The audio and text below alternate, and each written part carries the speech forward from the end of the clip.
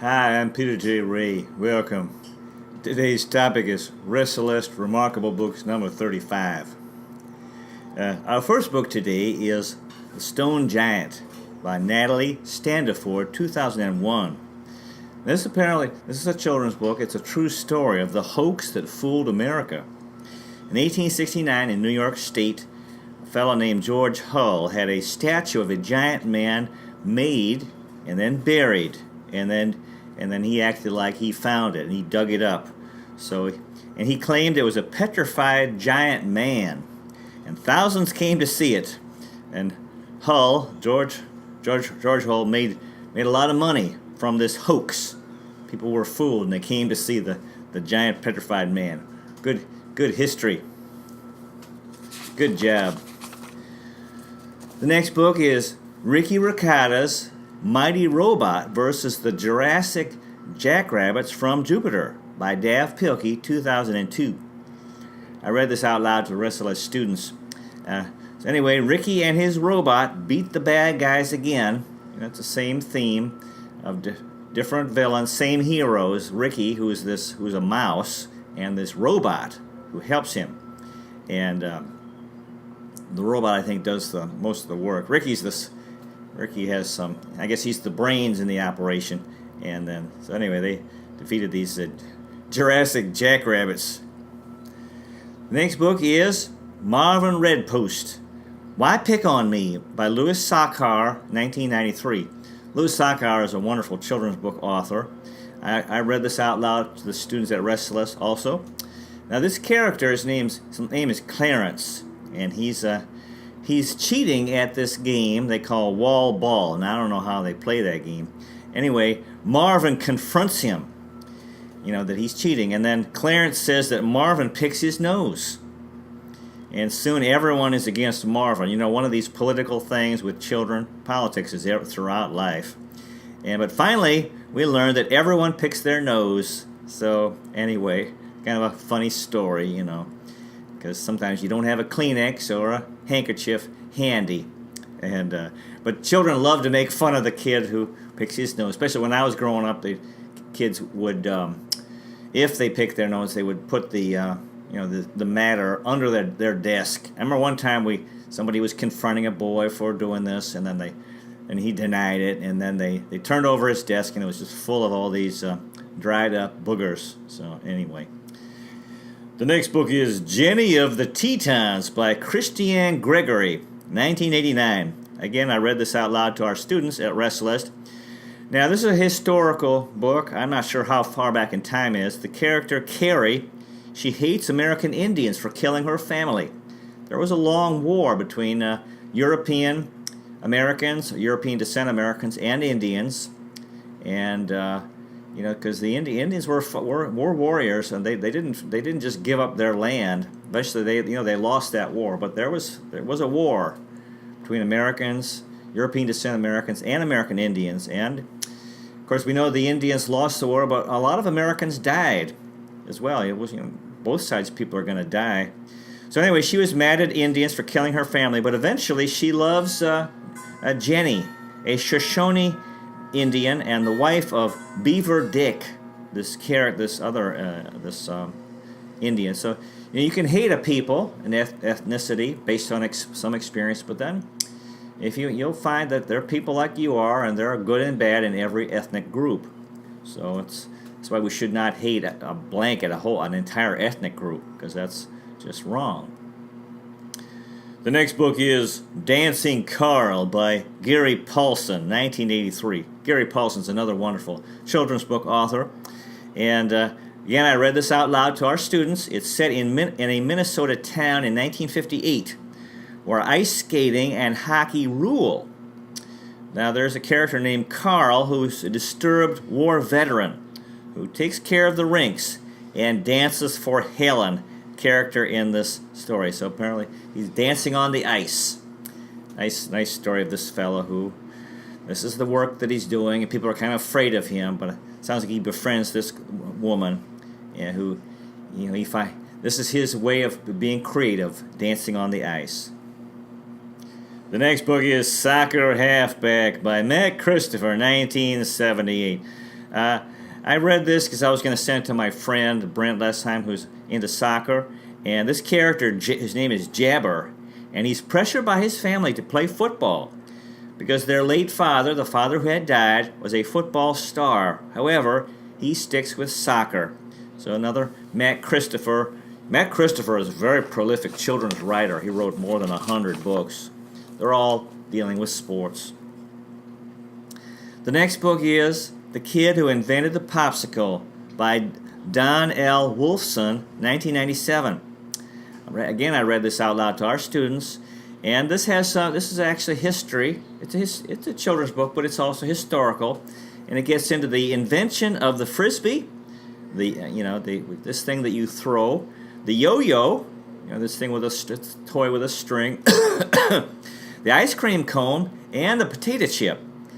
The toothbrush, the sandwich, sundaes, Mickey Mouse, and chewing gum. So, interesting. I know the potato chip, from what I know, is that there was this restaurant. This guy ordered these fried potatoes, part of his meal, and then the patrons said they were too thick, so the cook got mad and he made them super thin. Apparently, that's supposedly how the potato chip was invented. Interesting. The next book is Song of the Trees by Mildred D. Taylor, 1975. Again, I read this to our students in the school at Resalest, our school in the Philippines, and it's about an African-American family in the 1930s in Mississippi, and they battle this fellow who is considered a bad white man, not a bad guy, who's European descent, who wants the trees in their forest. So there's this conflict during that racist era in the South, and the important qualities which are promoted are courage and self-respect. Sometimes you have to stand up, really have to stand up for yourself. We should always be kind, but we also need to be brave and don't let people just walk all over us and take advantage. The next book is Song of the Trees by, I just read that, I'm sorry. The next book is Little League Confidential by Bill Geist, 1992. And I read this because of our son. He was playing baseball for LaSalle Green Hills, and there's this really nice quote from the book. Quote, "Baseball really is just a game, and if it's not being played for fun, why play at all? To learn values? That's asking a lot of a game. Play for fun, and they'll learn the values, I think. Come to think of it, that is a value." So, and then, this is a topic dear to my heart. And, sports, especially sports for children, because I think they help kids to develop, and they can be traumatic, because it can be humiliating, you can be embarrassed, and you can end up hating sports based on experiences you've had as a boy, and it's too bad because it's healthy to run around, it's good for our health, and it's a nice experience you have camaraderie with other guys, and develop self-confidence through developing your skills in a sport. The next book is The Mental Game of Baseball by H.A. Dorfman and Carl Kuehl, 1989. Oh, I thought this was tremendous. And the main idea is being positive. It was written for professional baseball players, and his message is have fun, enjoy yourself, visualize yourself succeeding. So often, coaches, they'll say things. The thing I remember from this book, coaches will tell a player, don't strike out. Now, the word don't is something that we don't really take in because it doesn't have any meaning. But what the player hears is strike out, so that stays in his mind. And very often, so what the coach is doing is harmful. Very often, coaches what they do is make things worse, and children succeed regardless of the coach. And they'll say other things like, don't be afraid of the ball. If you're a hitter, you're up at the plate, ball's coming in real fast. Well, you hear afraid of the ball, and then this sort of reinforces the fear that you have. So this is true in life. We need to be positive. We should enjoy our work, enjoy life, and also visualize success. See ourselves succeeding, because so often we're plagued by negative thinking. I know for myself, definitely, I've had negative thinking, depression, and And you know that we have to be, if we're going to have good lives, we have to be positive. So we have to overcome that. That's what this book talks about. The next book is Baseball Fever by Johanna Horowitz, 1981. I also read this out loud to our students. The character in this book is called, his name is Ezra, and he loves baseball, but his German father does not. And then there's this quote, "The important thing is that you try to understand and respect each other." The book has a happy ending, the father and the son bonded. Yeah, this is an issue with immigrant parents, immigrant families. You know, you move to another country. I know in the U.S., a lot of the guys who played pro baseball parents were immigrants, and they really disapproved of their kids playing. They thought, "What are you guys doing? You need to work, you need to study," and they were against it. So eventually, and this can lead to a real conflict between fathers and sons. It's going to be real tragic. As this is part of the immigrant experience. The child becomes more in the country than the parents. So, and then the parents have the old culture. So you have cultural conflict in families. Not only you have the generation conflict because the world's always changing, and people change as they get older. So there's this generation gap between the parents and their children because of that. And also, and then it's even worse when you're an immigrant family. You know, the difference between parents and their children. But this book has a happy ending when they both learn to understand the other and have respect. It's so important for us to do these things, to try to understand others and respect each other. The next book is Secret of the Andes by Anne Nolan Clark, 1952. Again, I read this out loud to students at Resalest. These two characters, Kusi and Chuto, are Incans, a boy and a man who live high in the Peruvian Andes Mountains in South America. And Kusi experiences city life and a family, but chooses mountain life with Chuto, his grandfather. This is a fascinating topic, because then you have the other difference, a major difference all over the world, is the rural areas, the country and the city. And there are big differences, definitely in lifestyle, and then in ways of thinking and culture. So both sides have their good and bad points, you could say. Cities have progressive ideas or new ideas, and very often people lose some of the the traditions which actually are harmful. But then it's not very healthy, very noisy. I went through this in the Philippines, in Manila. In the country, you have more space, more nature, and so forth. But sometimes you have more backward thinking.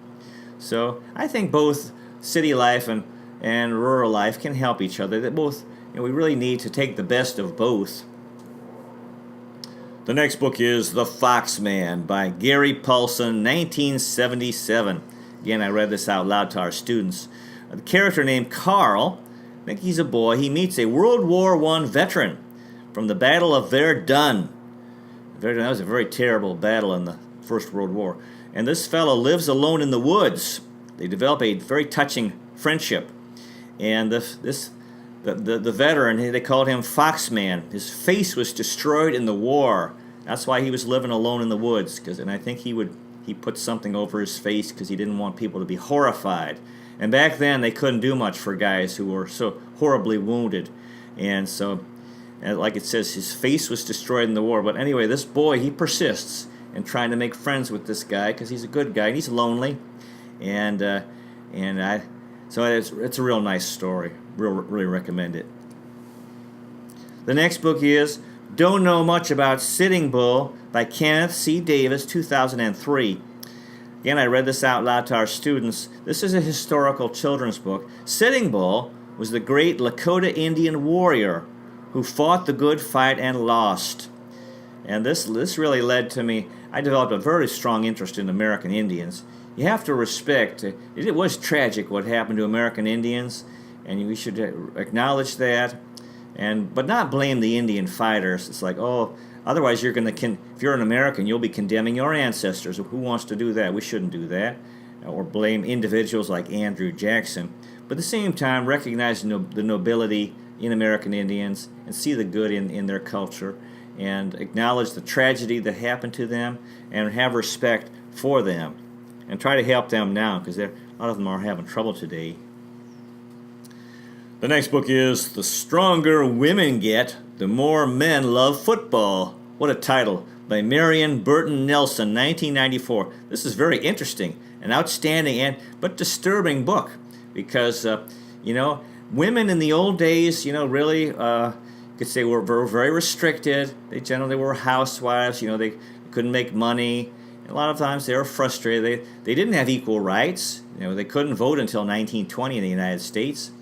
And they were really, a lot of men thought they were superior. This is still an issue, especially in the Muslim world. But anyway, things have changed dramatically, especially in the U.S. and many countries where women now are doing real well, making real good money. Girls seem to do better in school. They have an advantage over boys because girls seem to be able to sit still better and are able to live a sedentary life that children seem to be forced to endure, unfortunately. Boys have a lot of trouble. But at any rate, so the point is women now have more money and power than they ever had. And so they're not weak anymore. A lot of them are very, very strong. And so and then you have a lot of men in the U.S. who are having a hard time, not doing well in terms of their career and so forth. So this book talks about sexism, the American culture of sports, a woman's perspective on American sports, how men relate to women. So it's really gets you to think, because as women, and maybe this is why the NFL is so popular among men, because many of them are, as you get older, maybe physically they're not doing real well, and financially, and so they're kind of living through. This is what the sports fan does. You live through the athletes, and so especially then they see women doing well, and so this is. Anyway, I thought it's an interesting topic, relations between men and women in the United States and sports. The next book is The Mysterious Old Church by Neil S. Wilson, 1991, a choice adventure. And these are kind of strange books. They're so-called choice books. You make choices when you're reading, instead of just reading the book. They says, well, if you want to do this, you turn to this page, and you end up finishing the book pretty quickly. You can't read the whole thing. This was, I read this to our students at the urging of one of our students, Billy Kopelman, very good friend from Roosevelt Park. So that's how it is, and I can't say I like these choice books, because if you make a certain choice, you finish the book real fast. So wait, what do you mean? And so I guess you can try the other choices and to see what happens in the book. So anyway, it's an interesting idea, whoever came up with this choice idea in books. The next book is The Talking Earth by Jean Craighead George, 1983. Oh, this is this wonderful author. This character, Billy Wind, is a Seminole Indian girl in Florida. Seminole Indians, and has a 12-week adventure in the wilderness.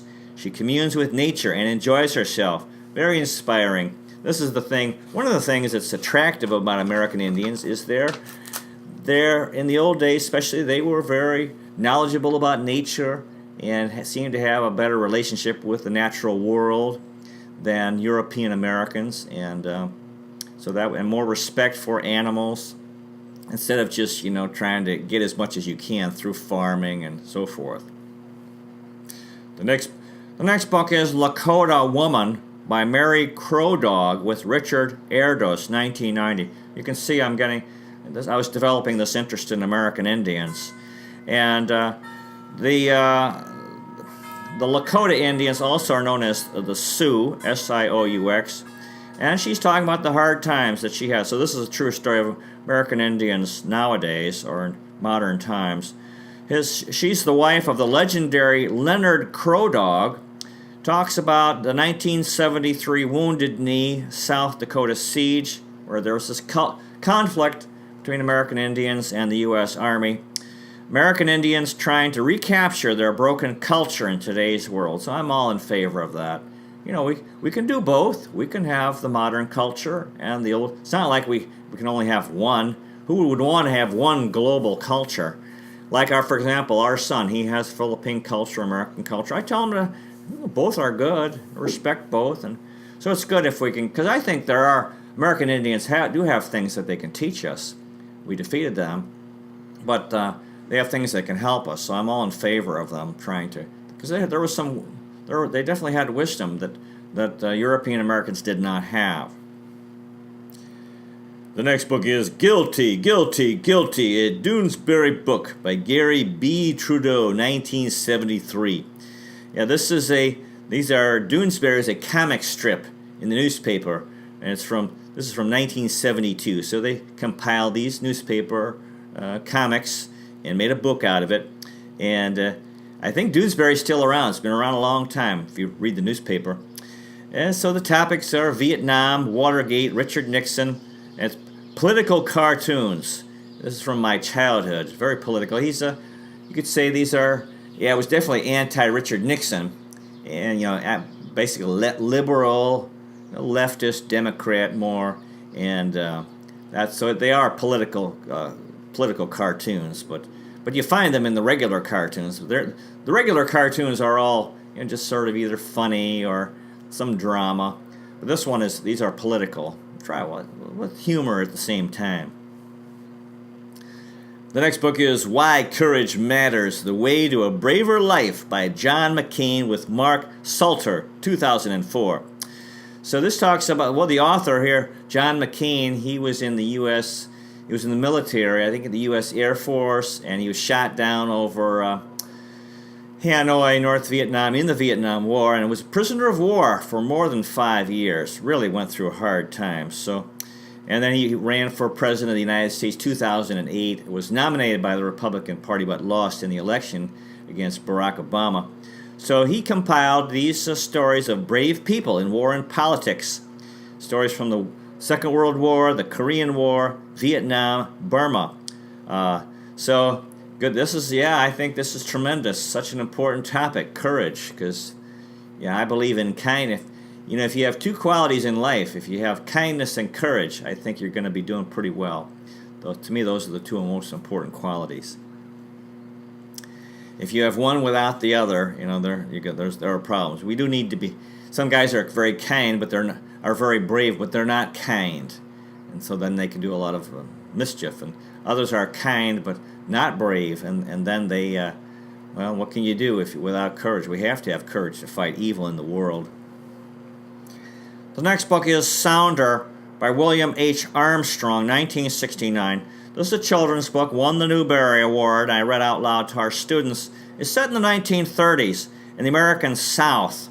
And there's this poor African-American sharecropper family. Sharecropper meaning that they were farming the land. They didn't own the land, so they're working for somebody else. And that's pretty tough because depending on the arrangement they have, they can be working very, very hard but still be extremely poor.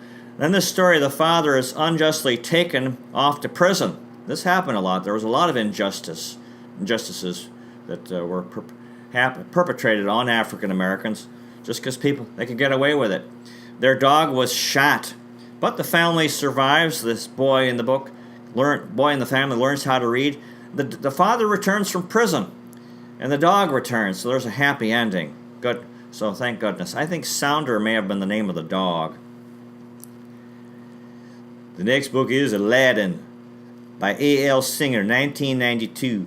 I read this out loud to our students. It's based on the Disney animated movie. So the movie came first.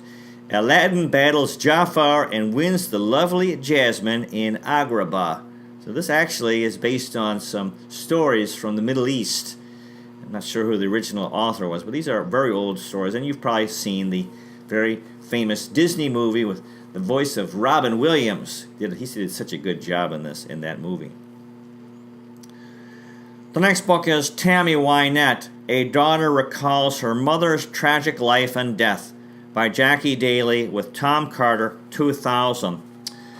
Yeah, Tammy Wynette was a famous country music singer, and I had recently, our son Tim and I had watched Walk the Line, which was a movie about Johnny Cash, who was another very famous country music singer back in the 60s and 70s. And the movie and then there's That's called Walk the Line. Then there's this other movie, Stand By Your Man, which was a song that she had written. And she was, I believe, married to George Jones. So stand by your man means, if you're work on your marriage. Whatever problems you have, stick together. And it's she was very famous in the 1970s. The toast of Nashville, Tennessee. So actually, when Hillary Clinton was running for when Bill Clinton was running for president, Hillary made a reference to this Tammy Wynette stuff that she believed that Tammy Wynette was being abused by George Jones. And even though Bill Clinton did cheat on Hillary, but I'm not sure, I don't believe he didn't abuse her, because Hillary Clinton's a very tough woman, very strong woman. So anyway, this is the story of this Tammy Wynette, who produced a lot of popular music for the fans of country music. So anyway, the next book is Nothing But Net. Just Give Me the Ball and Get Out of the Way by Bill Walton with Gene Wojciechowski, 1994. Oh, I love this book. Good basketball book. And anyway, Bill Walton was a college basketball star at UCLA, and I believe they won championships with John Wooden, who was a tremendous college coach. Then he helped Bill Walton helped Portland Trailblazers win their only title so far, I believe in 1977, with Jack Ramsey, the coach. And then Bill Walton had real problems with his feet because they were too small. He was a very, very big fella, and he had all these feet problems. Eventually, he left Portland. I believe he played for the San Diego Clippers. But then his career revived when he joined the Boston Celtics. He helped them. He was a part of that when they won a championship in 1986. He played with Larry Bird, Kevin McHale, Robert Parrish, and that was the last title that the Celtics won before 2008. He's a good guy. You see him on TV announcer. His son is now Luke Walton, who is now the coach of the LA Lakers. He played for Cleveland for a while, and so Bill Walton's a real character. He's very opinionated. He's a funny guy. And I enjoy his commentary because he's definitely an interesting fellow. The next book is Pilgrimage of a Country Preacher, A Journey to the Holy Land of Appalachia by Father Ralph W. Bating, 1995. Wow, what a book. This is a true story of the remarkable work of a Catholic priest in Appalachia. Now, Appalachia would be the area where the Appalachian Mountains are in the United States, especially in West Virginia, and actually there's some real severe poverty, where the people used to be coal miners, then the coal mines have declined, so there's a lot of unemployment, people having a hard time. So he was working with these poor Americans in Appalachia, West Virginia, inspiring hope, showing people he cared about them, trying to help people get out of a rut. This happens, people get in a rut, and they just can't seem to get out of it, especially if they get into drinking, they develop depression, or even drug problems, and then, what can you do? And then their lives are really falling apart. So this is an area where a lot of people were struggling, and God bless this fellow, Father Ralph W. Bating, for his work. The next book is Michael Jordan by Chip Lovett, 1998. Yeah, I believe this is a children's book. I read it out loud to our students at Resalest.